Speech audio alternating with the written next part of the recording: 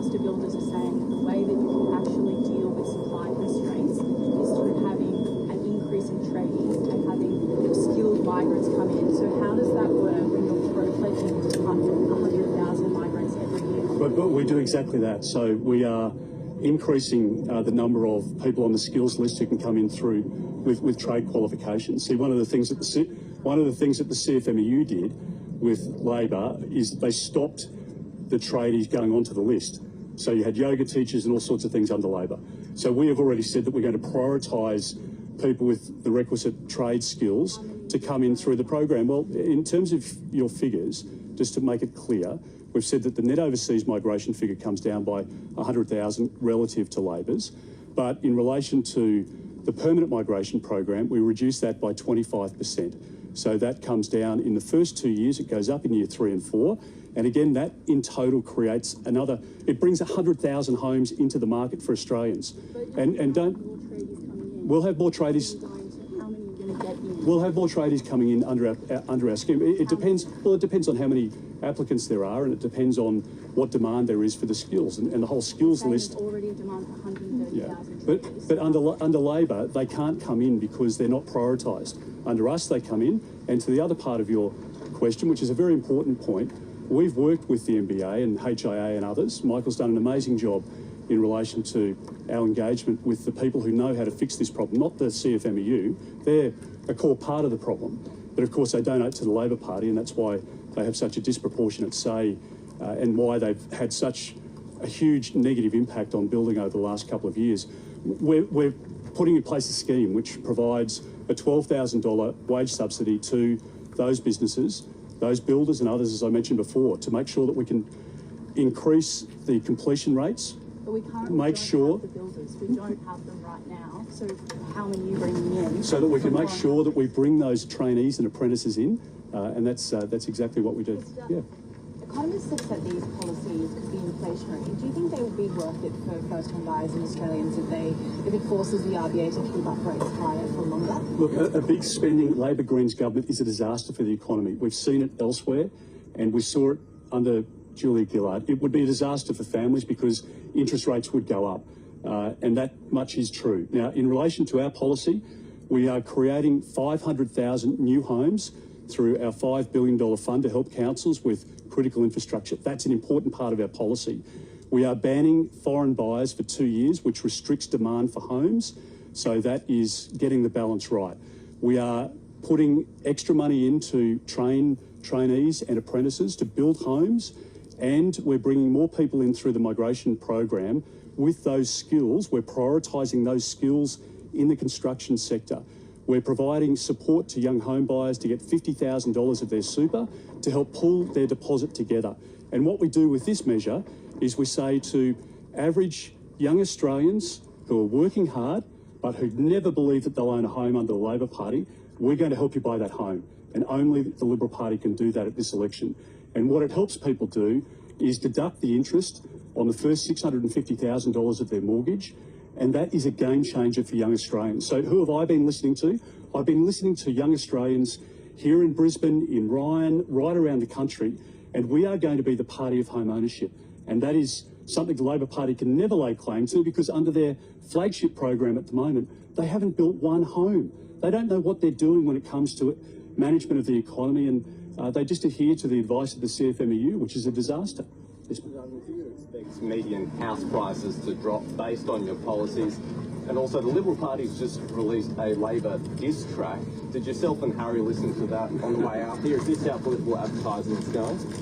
Well, Harry may have. I haven't, but I'm sure the gurus have put together a cracking ad. And if it says something about Mr. Albanese lying, then it's just a recording of fact. The fact is that this Prime Minister has lied in relation to the $275 cut for electricity, lied in relation to bulk billing rates, which have plummeted under his government, lied in relation to building houses when they just haven't built houses, lied to the Australian people when he said that at the last election migration would be managed, and he's created this big Australia policy that Australians knew nothing about. It's created a housing crisis. He promised that electricity prices would go down.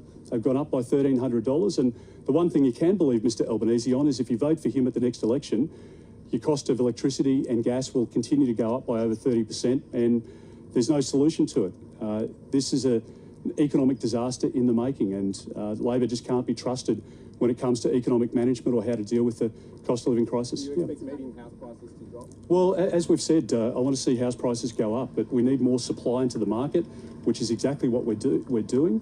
We're bringing on 500,000 more homes than Labor's proposing. We're bringing on, through the cut to the migration program, 100,000 existing homes, which we free up for renters and for first home buyers. Rents have gone up by 18% under Labor, and people are losing faith in this government, and so they should.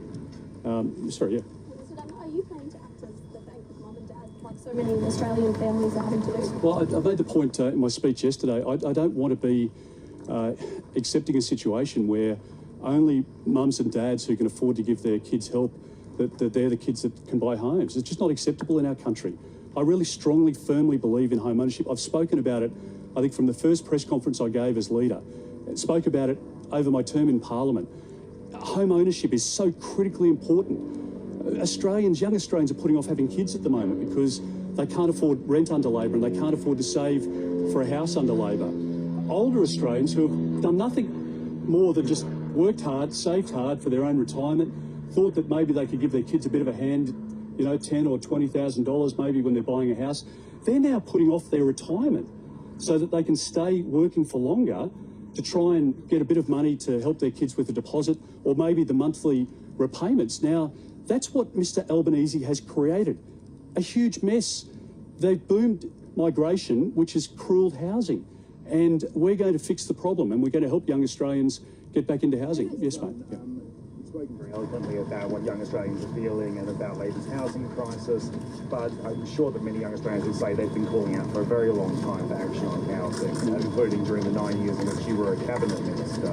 Do you concede that potentially your government should have done more over the last 9 years before Labor to solve this housing crisis? And what would you say to young Australians who might feel like you've just discovered? Why don't I ask Michael to address this, because I think he may have something to say about it. I absolutely do. Well, I must say, in my earlier remarks, I spoke about the centrepiece of what the Labor Party supposedly announced yesterday, which was the Home Guarantee Scheme. Well, that is a coalition scheme that we put in place in 2020. We took it to the 2019 election. Before then, we established the First Home Super Saver Scheme, a vehicle through superannuation where people can accelerate their savings. The Labor Party said they would abolish that fund. They haven't since they've been in government because it's worked so well. They criticised our 5% deposit home guarantee scheme in opposition, and that they've now adopted it in government because they are bereft of ideas. They have no ideas. They've spent 4 years talking about their Help to Buy scheme, which now they will not speak about because they know Australians don't want Anthony Albanese sitting at the kitchen table being a half owner of their property. So they've quickly had to pivot. And what have they pivoted to? They've pivoted to a coalition policy. Can I say to Australians, there's, yes, bipartisan support for the coalition's home guarantee scheme, but what you will not get if you vote for Anthony Albanese is you will not be able to get access to a portion of your super to put towards a deposit, and importantly, you will not get the first home buyer mortgage deductibility for average earners of $11,000 a year, $55,000 over the 5-year period of owning your home. You'll get all of that with the coalition because we want to support first home buyers all the way through. And the legacy of those dates back to that period of the last coalition government. Clearly, those policies have not solved the housing crisis. So. Well, I might say on the home guarantee scheme, it's now supporting 40% of all first home buyers. So when I first announced it, Labor called it socialism, perversely. It's now supporting 40% of first home buyers who would presumably not otherwise be able to buy a home. So we did what we could during our term in government. Should you have done more? One thing we didn't do, though, was bringing in 1 million people over 2 years. We did not absolutely flood the housing market with 1 million people over 2 years with absolutely no idea where those people are going to live. I'm the product of migration. My family has a migrant background. You're not going to find a bigger advocate of migration than me. But it must be planned migration. The great success of this country is we've planned it. And it's been in the best interest of the people who arrive and in the best interests of the people who live here. Can I assure you, for migrants that come to this country, including like my father, one of the big reasons that they are motivated to come to a country like Australia is they get an opportunity for something that they don't get in their home country, and that's to own a small little patch of this country and call it their own.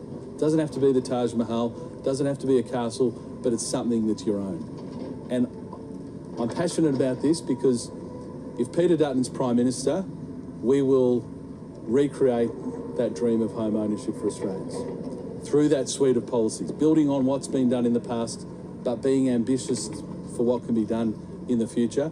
Anthony Albanese is essentially saying more of the same. And if you look at what's happened over the last 3 years, I think that would be a disaster to recreate that for another 3.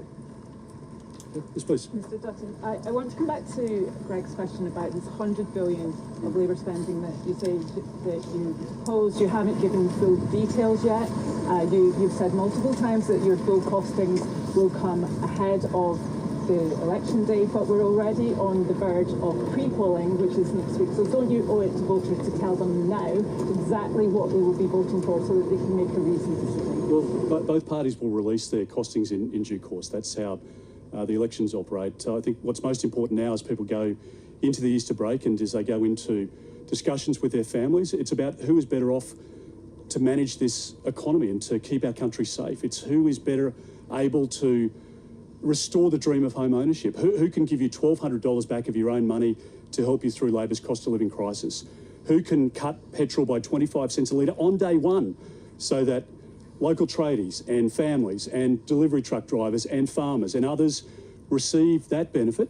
Pensioners, people across the economy can benefit from that. And as we've said, we're not supporting Labor's wasteful spending because it drives up inflation. And when the Reserve Bank governor in our country says that there is a homegrown inflation problem from Labor's spending, she's right. Interest rates came down much more quickly than they did in this part of the world in comparable economies. And as we know in this country, and Australians feel it in their hip pocket, they've been ripped off by Labor. They've had 7 consecutive quarters, almost 2 years of household recession. That's what Labor's legacy is. And I just don't think Australians can afford 3 more years of Labor. And I want to make sure that we can help manage the economy so that we can deal with Labor's cost of living crisis. We can fix up Labor's energy crisis, which is jacking up the cost of everything. We can restore the dream of home ownership, and we can deliver excellent first-class health services in a way that Labor just can't. Yes, mate. Yes, mate. Mr. Dutton, there was something like $24 billion of new spending announced yesterday between the two sides, much on your side of the ledger. Does that undercut your criticism of Labor for being a big spending government? And further to the other questions, would you give us a broad sense of where you might find savings? Not asking for the detail that you released 48 hours before the election, but perhaps some broad areas. Well, just in relation to the announcements that we've made, we haven't locked in a recurrent spend. So for the economist-minded people, we haven't locked in a recurrent spend like Labor has. They've spent over $17 billion under their tax cut, which is 70 cents a day, starting in 15 months' time. Australians need help now, which is why we've done the 25 cent a litre tax cut on petrol. We don't lock that in. We provide support now, as we did during COVID. I mean, Australians will remember JobKeeper and JobSeeker and the support that we provided to keep the economy going, to help families pay their mortgages and their bills, to keep businesses alive. We didn't lock that into legislation that now is being spent every year. We put it in place to deal with the difficult circumstances before us. And the difficult circumstance before us now is not COVID, not a GFC. It's something much worse than that. It's a Labor government. And what we're doing is we're putting immediate support by way of the 25 cent a litre cut to fuel. Now, that costs about $6 billion.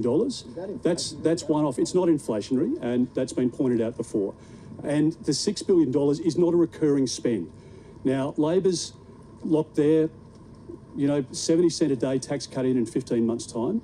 It's over $17 billion over the forward estimates, and it locks in over $7 billion per year in a recurrent spend in the budget. We don't have that in either of the two measures that we've put on the table. We do have a recurrent spend in relation to the tax deductibility for the mortgage for young home buyers, which is a modest program, but it is going to realise the dream of home ownership for many Australians. It is going to increase the supply of housing, which is good for the economy.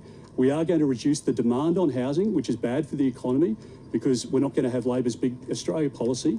We're going to cut migration so that we can reduce demand for housing.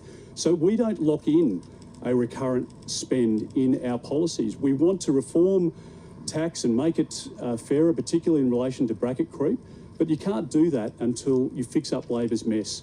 And so good governments look at what policies you can provide to give that immediate support. That's what we've done in a staged way. And if we hadn't got the 500,000 supply side homes, then you might have an argument to make. But what we've done is we've addressed the supply side, we've reduced the demand side by saying we're going to put Australians first for Australian homes, and we provide an opportunity for young Australians who have lost the dream of home ownership under Anthony Albanese to realise that dream again through deductibility of their interest repayments on the first $650,000 of their mortgage. Any areas for savings? Well, again, I think we've addressed that before. Yes, ma'am.